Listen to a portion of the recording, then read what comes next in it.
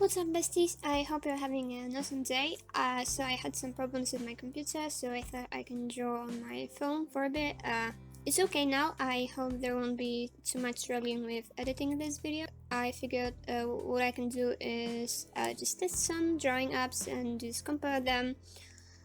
Since I couldn't really draw on my computer, I could maybe make a part 2 in the future, because I didn't even test all the ones that are regarded as good, not to mention the worst ones. One thing that helped me with this little challenge is that a few years ago I got myself a decent stylus for my phone. It doesn't have anything like fancy, like pressure sensitivity, but that's still better than my sausage fingers. I got it on AliExpress, which is shameful.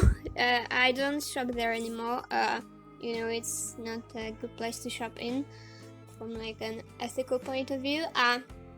But one thing I feel like I have to say about it is they also have a Wacom bamboo stick, I think it was called, from Wacom anyway, which is, you know, just a regular pen with a little stylus, because I thought it will be better, and it's in no way better actually, maybe even worse, and the one from AliExpress costs a fraction of the price. Also, like, when you're watching this, I'd like you to focus on what I'm saying and the tools you see me using, not just the drawings, because honestly I'm not that satisfied with some of them, and maybe they don't do justice to the programs, you know, because I only drew one in each program, and you know, if I had a bad day or a bad idea or something, it's not the program's fault.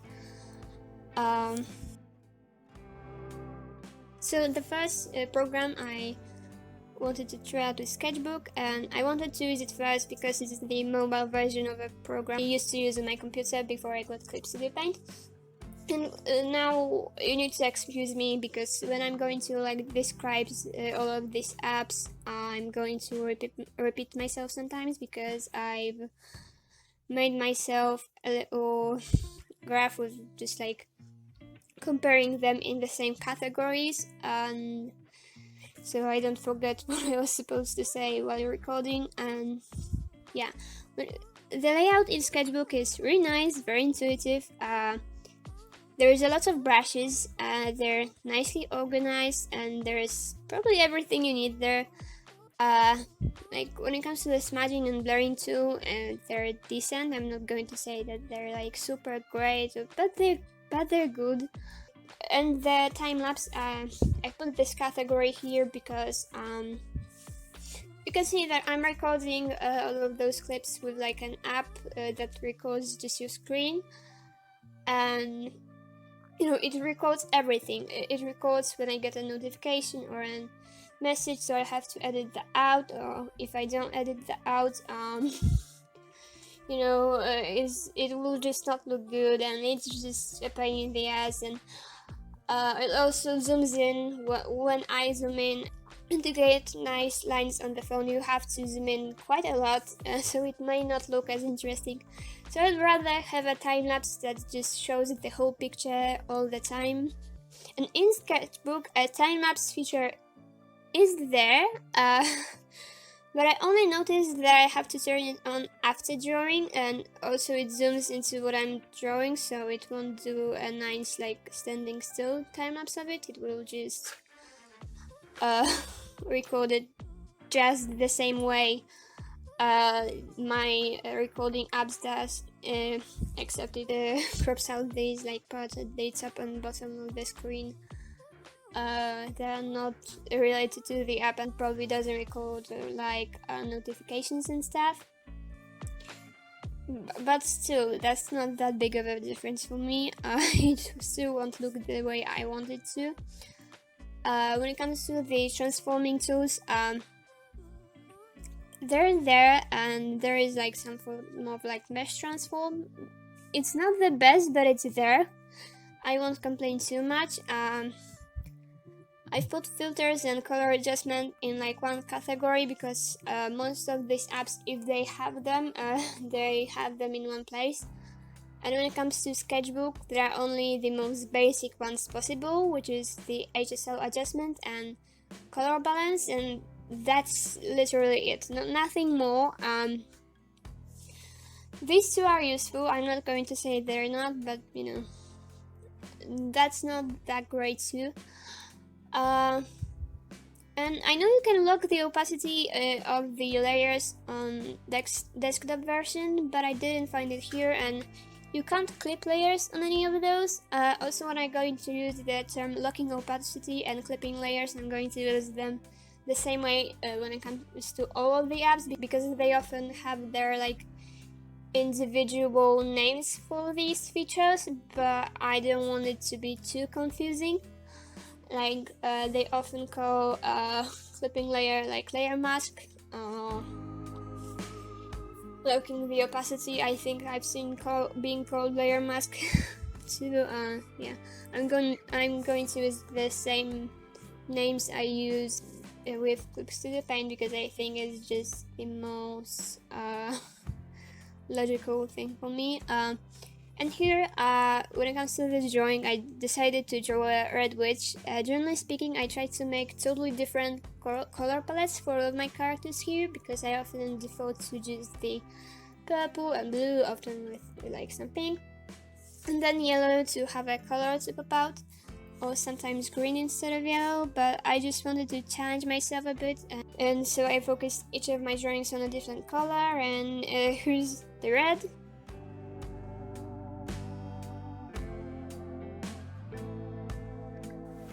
Next, I've got spadex, and it's probably the most popular app, and I see why. It has plenty of tools that I didn't find necessary, but still very interesting, and maybe if I was drawing something else than a portrait, I would try out too.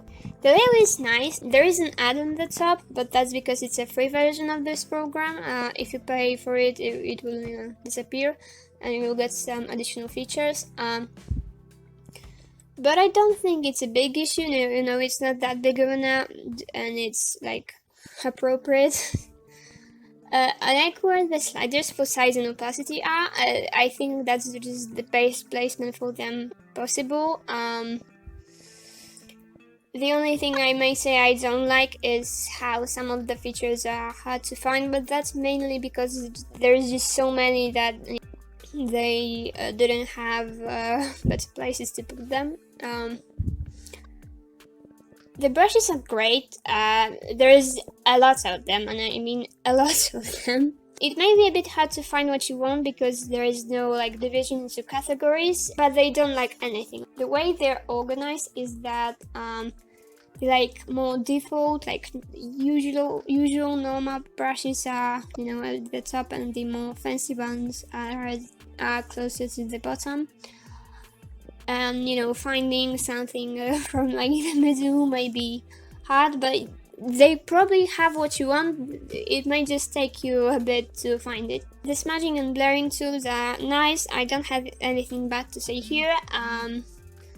When it comes to the time lapse, it's there and you can choose the length, and that's probably like the best time lapse I'm getting out of all of the ones I've got today, so that's great. When it comes to the filters and color adjustment, you know, they're in one place. They're all called filters here. Some of the best ones, including a gradient map, which is like what I use very often on my computer, you have to pay for, but nonetheless it's good. Like there's still a lot, and the most like basic ones are there, and some more fancy ones are there, so it's good. And you can lock the opacity and clip layers. That's, you know, that works. That's great. So this is obviously the orange drawing, and it's inspired by this person I found on TikTok. She has this like angel persona, but I didn't plan on drawing white, so I made it more like a phoenix girl, so it doesn't really look like her, but she was an inspiration, I guess. I just want to share my influences.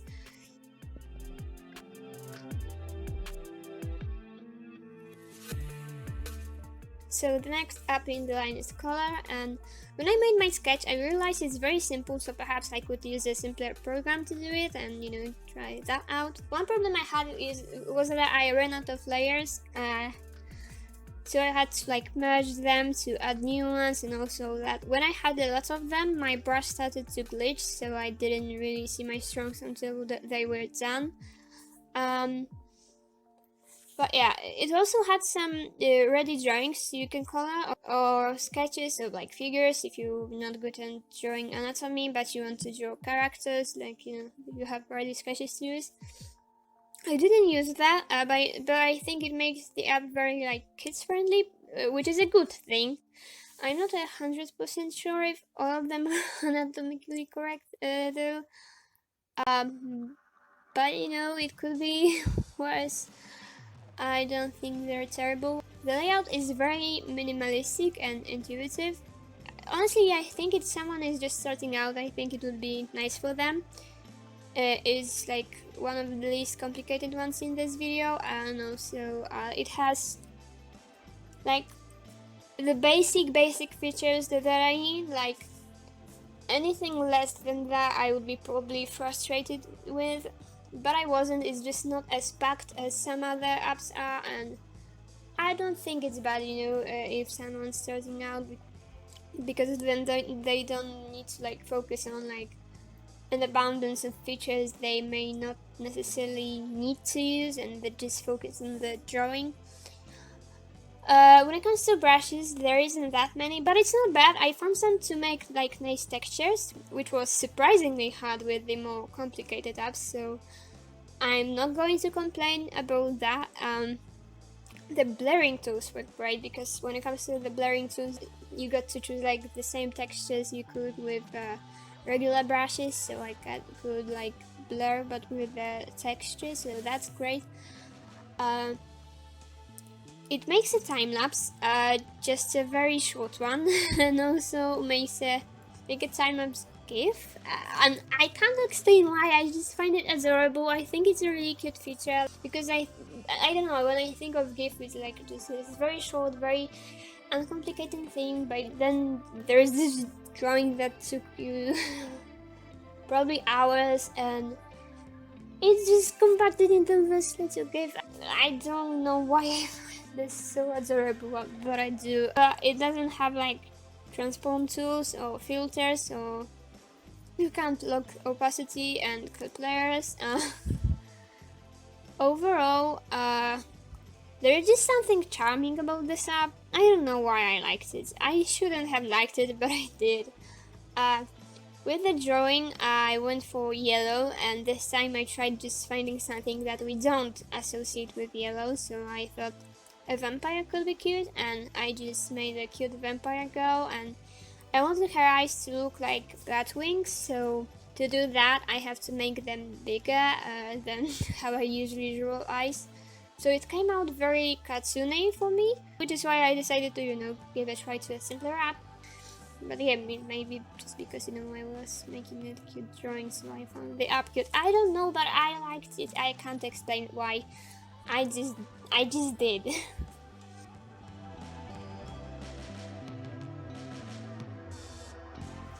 Next, I got Huron Sketch, and this app I couldn't download from the regular Play Store. I had to Google it and then download it from a website, but that's okay. It wasn't too hard. If I could do it, everyone can. Huron is a company that I associate more with drawing devices, not programs. I have a tablet from Huron. I use it. It's a really good tablet. But I understand why they wanted to have an app too, that's related. The first thing I noticed is that it looks very familiar, but I didn't know what it reminds me of until I saw someone else's time-lapse from Procreate. It looks very similar, okay? I'm sure Procreate has more functions, but still, it's very similar. What's interesting is that you can even make animations here, and by that I mean the program interprets every layer you made as a separate frame and place them one by one. Here's how it interprets my drawing. Well, not exactly a nice animation, since I wasn't trying to make one. But when you download it, it has like an example of a stick figure animation done properly, and it's nice, it's good. Also, it comes with strokes, which I think is really interesting. Like, that's not a feature I need, but I appreciate it. The layout is very minimalistic, but everything you need is easily available. The slider for the pen size at the side was annoying, but still it felt very intuitive. When it comes to the brushes, the amount is satisfying. It's not great, but it's still very good, I found what I needed. When it comes to the blurring and the smudging, it's great. It doesn't have a time-lapse feature, and there are regular transforming tools here, but no like mesh transform. The filters and color adjustments are very basic, but they're there. When it comes to locking opacity and clipping layers, they're great. Plus, I could use a lot of layers, which I did. Like, I used, I think, over 50, which I rarely even get to like on my computer, because it starts lagging when I get like over 30. But my phone wasn't lagging with like 50 layers, so that's really nice. And here the main color is green, and I kind of went with the flow, and we associate green with plants, so I just made a plant girl with like pink flowers in her hair for a contrast. I mostly wanted to play with a bit of interesting lighting here. Generally speaking, with the portraits in this video, I'll try to have every one of them on a different angle. There is this challenge on TikTok where people put their drawings in a head turn, and I don't have TikTok, so at the end I think I'll just try to just put the ones I've made for this video in this head turn, and then also some more. I guess my problem might be that I often repeat angles, but I'm sure that with how many I've made, I can make it somewhat work. We'll see. I don't know how to do it yet, but I'll figure it out when the time comes.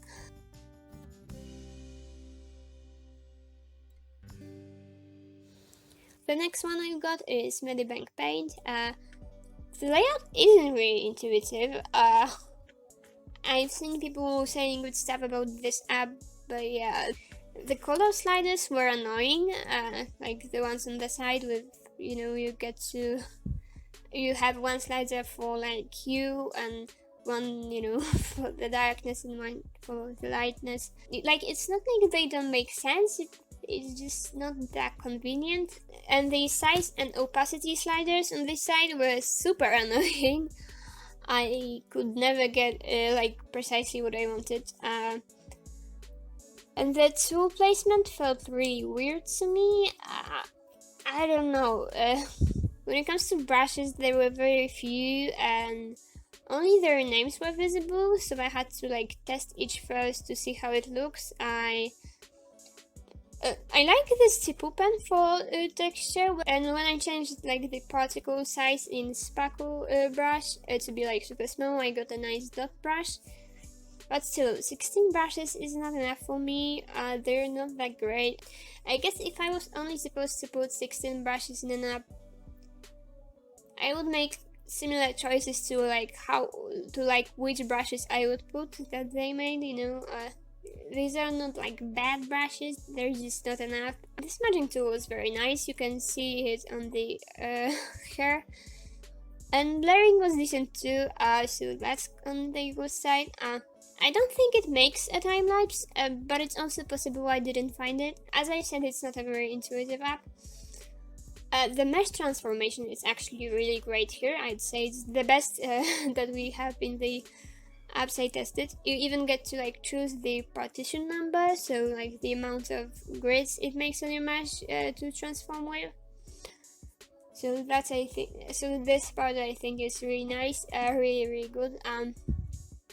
When it comes to the filters and color adjustment, they're very basic. There is nothing special to say about them. When it comes to locking opacity and clipping layers, they're both here, and both work great. So that's on the good part, because these are, you know, very basic features. So I kind of expect them there.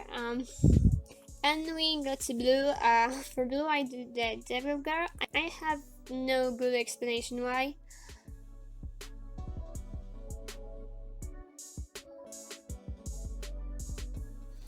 And the last app I have is spinup, and once again I wanted to try something. The layout was very simple, but I don't like how tools memorize colors I've used. It's more confusing than useful.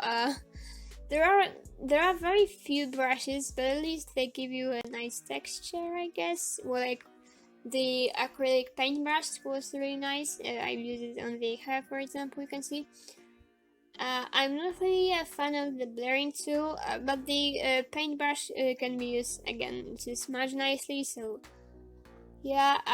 It doesn't make a time lapse, it doesn't have any transforming tools, and while you're drawing you can't use any filters or column transforming tools, but one very positive surprise I got is that when you're saving the drawing you can put a filter on it, and these filters are based on like well-known paintings, and I think these filters are really great. I picked Starry Night because I'm a Van Gogh sim, but there is so much more. I'll show you all the ones I picked. I love this too, and I think it's really nice. And yeah, you can't clip layers, but you can lock opacity. The only problem with that is that it creates this ugly black outline. I don't know why it does this, it just does. An interesting thing here is that the app has some built-in social media where you get to see other people's drawings, and there are also special coloring pages, drawing tutorials where you can play a video and trace what's on it to make your own version of it. And there are also some fun challenges, so that's cool. And when you save your drawing, it goes, you know, to your profile, and I found out that it also, you know, saves on your phone, but if you put a filter on the drawing, you know, it posts the version with the filter, but it has only the version, you know, without a filter saved on your phone, so you have to download it from your profile to get this picture, but I don't think that's a bad thing, you know. It's not that big of a deal. Maybe a little inconvenient, but still. I don't think there is a bucket tool here, which is annoying because it forced me to color in manually.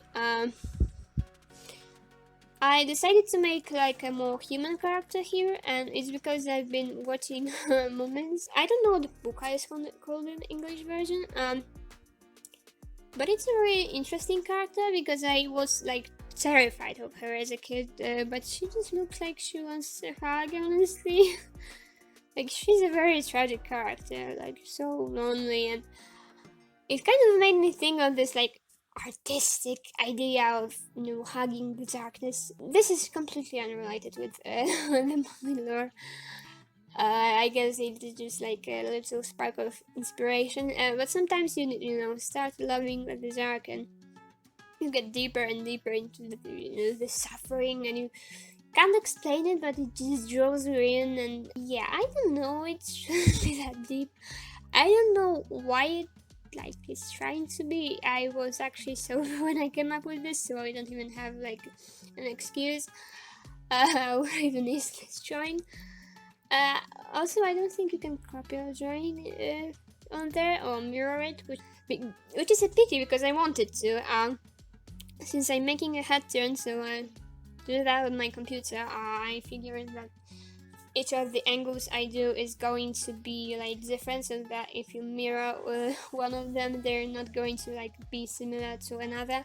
So I didn't really care about what angle do I draw at when it comes to, you know, looking left or right. When it comes to my sketch, I figured, you know, if I wanted to be looking a different direction, I'll just mirror it, but here I can't.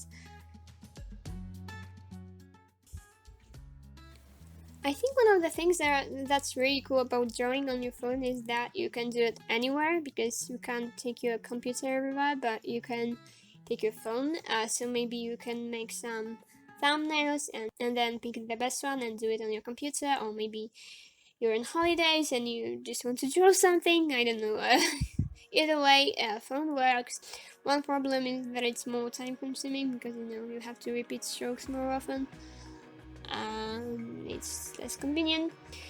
The drawings I made for this video are not really as nice as what I'm usually aiming for, but they still took me like similar amounts of time each, sometimes even more, so I guess a regular sketchbook and a pencil is a good way to go, if you don't want to have to deal with that. But yeah, here are my head turns. Hopefully I haven't made them yet. I'm recording first and then actually making things. But yeah, I think that's all from me for now. I hope at least something that I've said was useful. If you disagree on something, or you have any more advice regarding art in general, or these drawings, or some other recommendations about different apps, I'd love it if you left your opinion in the comment section down below. And for now, just stay safe, stay hydrated, wear a mask in places where a mask should be worn, and peace!